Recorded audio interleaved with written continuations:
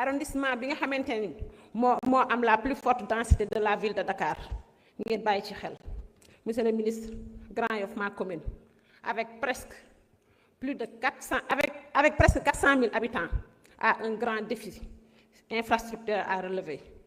Sur 156 km² de voies de circulation, environ un tiers du réseau routier est goudronné, soit 45 km. Et même ces routes goudronnées, dañuy fess del ak souf ndax tali dañuy xat. Monsieur le ministre, au-delà des routes à Grand Yoff, bëgg nañu ben terrain multifonctionnel feulé ci bande HLM Grand Yoff fi. Bëgg nañ aussi benen commissariat de police wala ben poste de police parce que vraiment population bi ñu ngi yokku dem comme ni ma koy waxé à chaque fois. Grand Yoff bëgg nañu ben jardin d'enfants public, case des tout petits parce que umpalew ñu ne gox bu bari ay néew doole lañ té waxtu yàlla ku ci am sa doom bu ndaw bëgg nga boo xëyee am foo ko bàyyi ba keroog ngay mën a dem liggéeyuwaat dellu si waat ci sa jaboot donc voilà, merci beaucoup. Merci chers collègues. La parole est à notre collègue honorable Banta Wagé et honorable Abdoulaye Sow se prépare.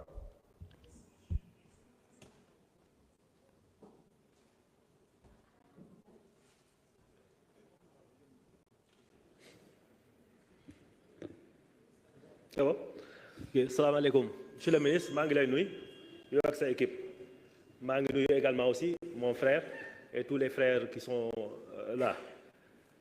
Monsieur le ministre, l'hôtel de ville de la commune de Orofondé, à peine les travaux sortis de fondation, le chantier est toujours à l'arrêt depuis plus de 6 ans.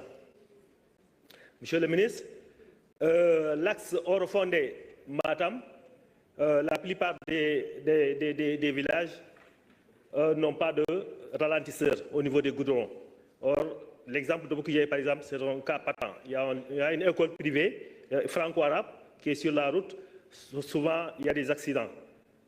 Monsieur le ministre, le tronçon Orofondé-Ngilon, géré par la Géroute, est financé par le fonds saoudien. L'installation de l'entreprise à Tchaski, à quelques kilomètres de Orofondé, mise en place des bureaux, du matériel et des engins et des entrepôts de stockage de la latérite et du béton. De plus, plus rien. Rien ne bouge. Quelles sont les raisons, monsieur le ministre? Le tronçon Djorbivol, commune de Orofondé, pont de Djorbivol pour permettre la traversée du confluent pour l'accès du village de Djorbivol. À Ndiafar Sorokoun, dans la commune de Agnam, Felou, plusieurs villages dans le Dandemayo sont coupés du monde. Le seul moyen de déplacement sont les pirogues de fortune en période hivernale. Monsieur le ministre, le tronçon Dial-Moalewal, une partie de la route latérite est complètement détruite par les eaux de pluie, rendant la route impraticable durant la période hivernale. Le tronçon Guidjilon-Matam, financé par BAOD, est géré par la Géroute, finalisation des études d'impact environnementaux. Jusqu'à présent, les travaux n'ont pas commencé. On nous évoque aussi des problèmes d'accessibilité, car les 3 ponts sont interdits aux poids lourds, aux gros engins des chantiers. D'où le pont de fortune à Ndouloumadji pour permettre le ravitaillement des sentiers de la Géroute.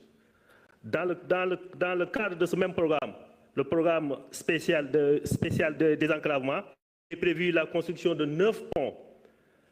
9 ponts, dont ceux de Matam, au niveau de l'affluent Djamel, de Ndouloumadji et de Orofondé, qui constituent de véritables cordons ombilicaux en état de vétusté. Le pont de Ranois, dans la commune de Bokidiaye, dont le marché avait été donné par Ecotra depuis des années, ni pont, ni ouvrage de franchissement n'a été livré. La population exige un audit pour situer les responsabilités. Alors, le tronçon Matam-Dembankani, dans le cadre du PSD, piloté par le ministère, les travaux sont à l'arrêt. Les pistes reliant Ourosidi à Bou. Merci beaucoup. Merci, chers collègues. Notre collègue Abdoulaye Sow, vous avez la parole. Le suivant, c'est Mamadou Lamine Cham. Salam alaikum, Président, Monsieur le ministre, chers honorables, Monsieur le ministre, nous voulons féliciter di la encourager surtout puisque xam nañ ne li gën a jafe ci projet bi boobu nga yor mooy wàllu infrastructure.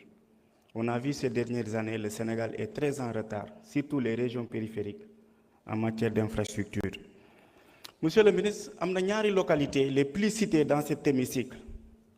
Nit day jóg sax di naan dañ lay yóbbu Fongolimbi wala ñu naan Dindé Fello.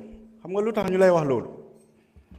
Parce que Fongolimbi, l'accès, c'est la croix et la bannière. Monsieur le ministre, pour illustrer quelques exemples, ça, c'est des populations en allant à Kédougou. Donc, chaque semaine, il y a au minimum un accident sur la route. Monsieur le ministre, regardez, s'il vous plaît. Et pourtant, c'est des Sénégalais qui sont là-bas. Vous voyez l'état de la route. Vous voyez, c'est des populations qui se mobilisent pour au moins avoir un peu la voie.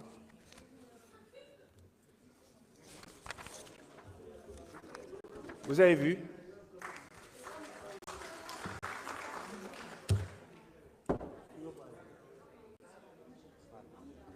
Donc, je voulais justement vous dire que ces populations-là souffrent. C'est des Sénégalais qui sont là-bas. Et pourtant, il y a un réel potentiel à Fongolimbi.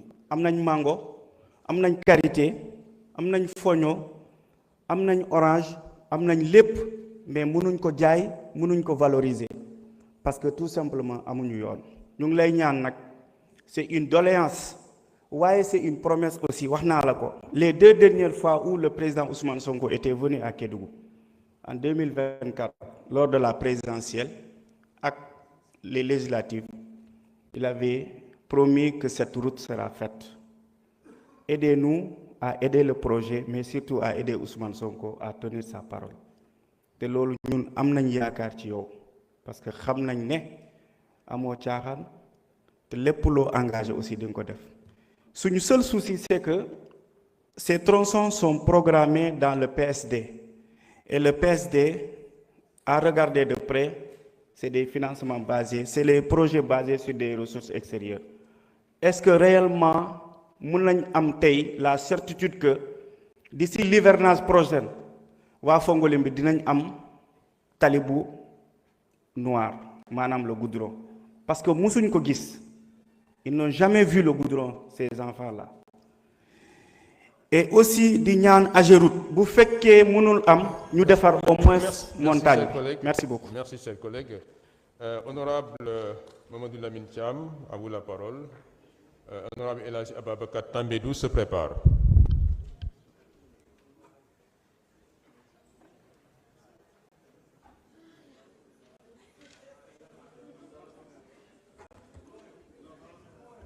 Assalamu alaikum.